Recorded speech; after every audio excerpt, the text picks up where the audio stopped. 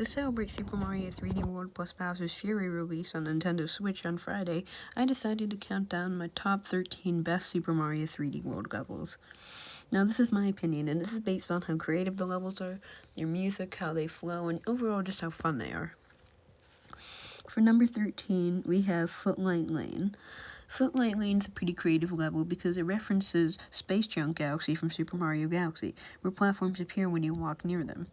You can ground pound to make them appear more frequently in this level, and there are things like bullet bills, and overall just a really nice atmosphere with both the music, a fluffy blanket of clouds below you, and a bunch of towers. It has this isolated but nice feel to it.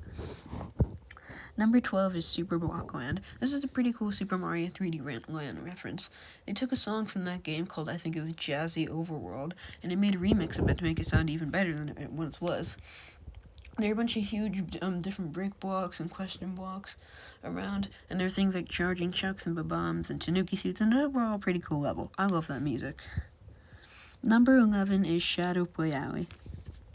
This level is also pretty nice, as instead of being your generic cave level, instead we're in this alley with these shadows.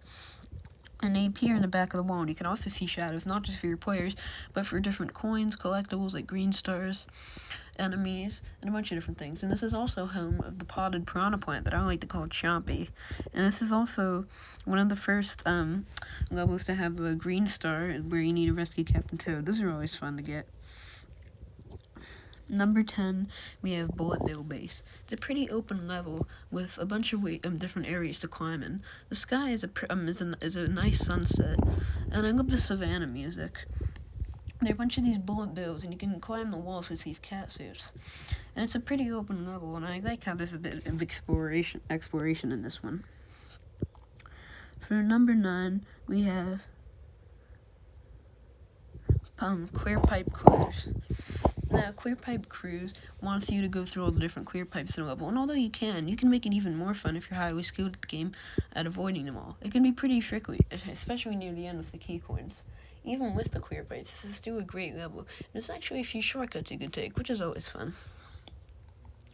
For number 8, we have Cakewalk Flip. This level is pretty annoying in multiplayer, since every time you jump, the flipping platform flip over, and that can make for some annoying times where another friend is jumping to get to another platform, and then you fall because you didn't make the jump, something like that. But it's still pretty fun. I love the cake theme. It's always tasty with these graham crackers and cake layers and cookies. It's really delicious, and these platforms are pretty fun to go on, and they require some smart timing. A few of the green stars can be tricky as well, and I like that. For number 7, we have Sunshine Seaside. One of the biggest levels in 3D World has to collect a bunch of key coins. But if you thought that in this huge open world, but if you thought that was the best part, well, there's actually Plessy you can ride on too, so an added bonus, and she's pretty cute. Yeah, that's right, Plessy's a she. For number 6, we have Handson Hall, a Japanese-inspired level with a bunch of different buildings. You tap the Wii U gamepad, or with the Switch, in the Switch's case, gyro controls, and here you can move the windows open. That's pretty fun.